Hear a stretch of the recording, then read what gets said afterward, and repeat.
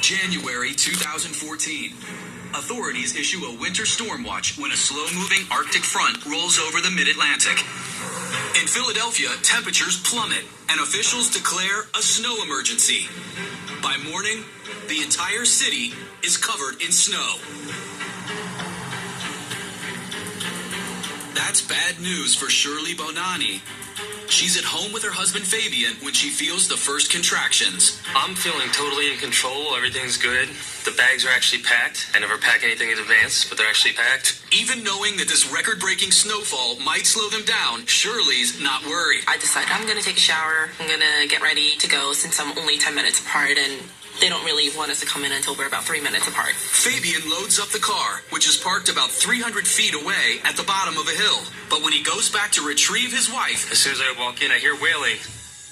And all my confidence goes right out the window there. Put yourself in Fabian's boots. What should you do if a woman goes into labor during severe weather? Should you A. Get in the car and go to the hospital? B. Call 911 and wait for EMTs to arrive? Or C. Grab some towels and hot water. This baby is getting delivered at home. Fabian is hoping to avoid that last option. Fabian came back inside and he is helping me walk down the steps.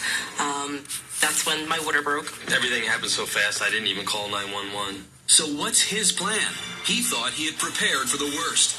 January 2014, and Winter Storm Janus has covered Philadelphia in snow.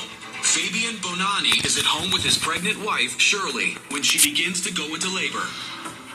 He thought he had prepared for the worst. At the height of the storm, he had gone out, telling his wife he needed to get salt for the sidewalks. My main mission was to buy a sled to get my wife from the house to the car in the event that she went into labor. That time is now. He's got to get Shirley 300 feet from door to car, downhill, through about a foot of snow. No easy task for a woman on the verge of childbirth. And he said, all right, once you get down the steps, you got to sit in the sled and I'll pull you down to the car. And I was like, are you crazy? I'm not getting in that thing. I'm desperate just to get her several blocks away to the local community ER, which doesn't even have a maternity ward or pediatric care, but it was just somebody who hopefully knows something about human anatomy and delivered a baby. So what should you and Fabian be doing? A. Get in the car and go to the hospital. B. Call 911 and wait for EMTs to arrive. Or C. Grab some towels and hot water. This baby is getting delivered at home. The right answer is B. Call 911 and wait for help from EMTs. It's much safer if you would summon an ambulance. There are non-emergency numbers for ambulances, and you can certainly use those if you think everything is moving along normal. But normal is hard to judge. As for Fabian's plan to drive, they shouldn't drive themselves to the hospital if they're going into labor and the weather conditions outside are severe. Besides the responsibility that dad has now for the mother and the soon-to-be newborn, now he's going to face road conditions and the potential of an accident and possibly even getting disabled on the way to the hospital. Then there's delivering at home, Fabian's worst nightmare. He urgently tries convincing his wife to get in the sled. 2 or 3 times lately, calming her down, trying to get her in the sled. Finally, I get in the sled, a few expletives, picked her up, gently put her down. And started running as fast as he could, pulling the sled to the car. And I felt every bump down the way while I'm having contractions, screaming the entire time, telling him to stop. A sled would certainly not be the ideal method of transportation for a pregnant woman to go down a steep, icy hill. Think about what a sled is designed to do. Fortunately, the sled stays under control, which isn't something you can say about the rest of this pregnancy. I told him this baby's coming right now. My body's pushing. I'm pushing right now. Right now, as in outside of their home on the sled. Shirley only had to push once or twice. She just came out gently right into my hands. I had the umbilical cord wrapped around my hand while Bella was in my arm, and with my other hand pulled it apart till it snapped. Which leads to the question, true or false?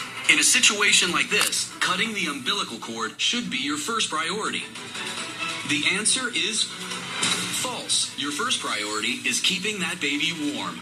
Tearing of the umbilical cord can be life-threatening because the baby can rapidly lose blood through that cord. It can also put mom at risk, but in this case, both Shirley and her new daughter Bella remain unharmed. The best thing to do if you're caught in a situation like this is immediately put the baby onto the mother's stomach. Her own heat will warm the baby, and then you can use the mother's clothes to wrap the two of them together. Cold temperatures can have a tremendous impact on exposed skin, and it can freeze very quickly. In very cold and windy conditions, All I could think about, oh, it's cold outside. Oh my God, we don't have a blanket, we don't have anything. And someone had ran into their house and brought like comforters and blankets to wrap the baby in. If you ever find yourself with a woman about to give birth during severe weather, call 911 for trained emergency medical professionals. Stay in your home, keep your newborn baby warm and wrapped up, and never tear a newborn's umbilical cord. The winter storm of 2014 forced the cancellation of over 1,500 flights, and the city of Philadelphia would ultimately declare a snow emergency. But despite all the chaos and some clear missteps on her first night, Bella is now a happy toddler. She's pretty determined and focused to get what she sets out to get, and very persistent. She was exactly that day, so